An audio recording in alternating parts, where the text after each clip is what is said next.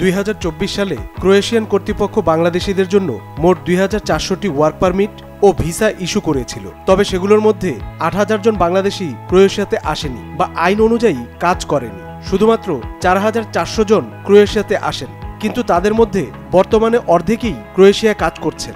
এছাড়া অনেকেই কেবল কাজের পারমিট নিয়ে অন্য সেনজেন দেশগুলোতে চলে গেছে। আমরা এখানে অনেকগুলা সমস্যা ফেস করি। আগে আমাদের বাংলাদেশি ভাইদের জন্য এখানে অনেক অপরচুনিটি ছিল যে কাজ করার এবং easily visa power, but unfortunately Bangladesh আমাদের ভাইদের জন্য ওরা পেক ডকুমেন্টস তৈরি করার কারণে, তারপরে হলো ওরা পালিয়ে যাওয়ার কারণে অলরেডি আমাদের বাংলাদেশের শ্রম বাজার বন্ধ হয়ে গেছে ক্রোয়েশিয়াতে। ক্রোয়েশিয়া হচ্ছে অনেক বড় একটা শ্রম বাজার। 2024 সালে আমাদের অনেক বাংলাদেশি আসছিল, এরা অনেক ওয়ার্ক পারমিট দিছে, বাট তার ভিতরে 10,000 লোক না এসে চলে গেছে, 2000 লোক মাত্র আসছে।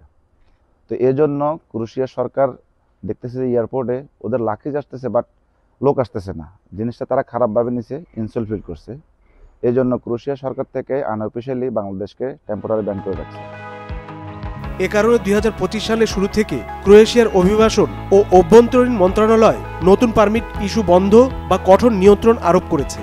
তারা সংশ্লিষ্ট এজেন্সিগুলোর কাজেও নজরদারি বাড়াচ্ছে এবং বাংলাদেশের সঙ্গে নিয়ন্ত্রণ ও কর্মবাস্তব সম্পর্কিত চুক্তির প্রস্তাব আলোচনা করছে।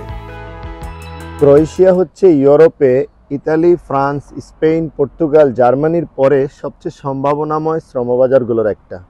সেই সুবাদে 2019 সালের শেষ দিক থেকে 24 সালের লাস্ট পর্যন্ত ক্রোয়েশিয়াতে 30 থেকে 40 হাজার বাংলাদেশি বিভিন্ন ক্যাটাগরিতে বিভিন্ন কর্মে ভিসা নিয়ে আসছে। আসবার পরে বেশিরভাগ মানুষ এই দেশে থাকে নাই। এটার জন্য অনেক কারণ দায়ী থাকতে পারে। এর জন্য আমাদের রাষ্ট্রীয় সমস্যা আছে, আমাদের ব্যক্তিগত সমস্যা আছে, ক্রোয়েশিয়ার ভেতরের কিছু সমস্যা আছে। সব কিছু মিলিয়ে আবার অদক্ষ শ্রমিক টাকার বিনিময়ে চলে আসছে, সেটাও একটা বড় কারণ। এই সব কিছু মিলিয়ে ক্রোয়েশিয়ার ভিসা প্রক্রিয়া বাংলাদেশিদের জন্য জটিল হয়ে গেছে।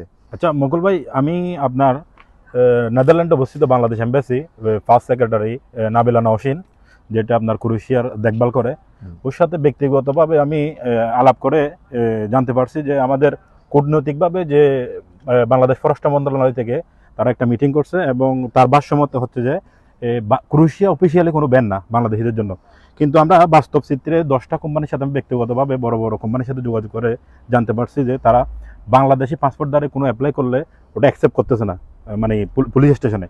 তাইলে এই বিষয়টা এখন এখানে বাস্তব চিত্র ভিন্ন কিন্তু ওদের বক্তব্য ভিন্ন, এই বিষয়টা আপনি কিভাবে দেখছেন? দুইটা ইস্যু এখানে আপনি আমলে নিতে পারেন। একটা হচ্ছে কূটনৈতিক বিষয় থাকে, সেখানে অনেক কিছু আছে অপ্রকাশিত সত্য, যা বলা যায় না।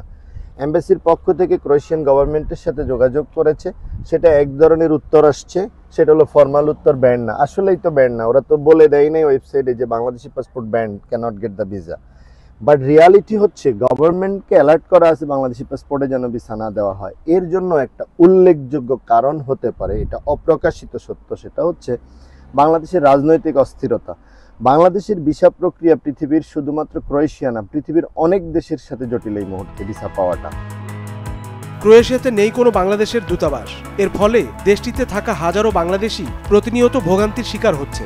পাসপোর্ট, ভিসা কিংবা জরুরি কনসুলার সহায়তার জন্য তাদেরকে নির্ভর করতে হচ্ছে অস্ট্রিয়া, ভিয়েনা বা নেদারল্যান্ড দূতাবাসে, যা শুধু ব্যয়বহুলই নয়, সময় সাপেক্ষ। প্রবাসী বাংলাদেশিদের দাবি দ্রুত ক্রোয়েশিয়াতে পূর্ণাঙ্গ বাংলাদেশ দূতাবাস স্থাপন করা হোক, যাতে দূর দেশে থেকেও তারা সহজে সরকারি সেবা পেতে পারেন। Desk report, channel 24।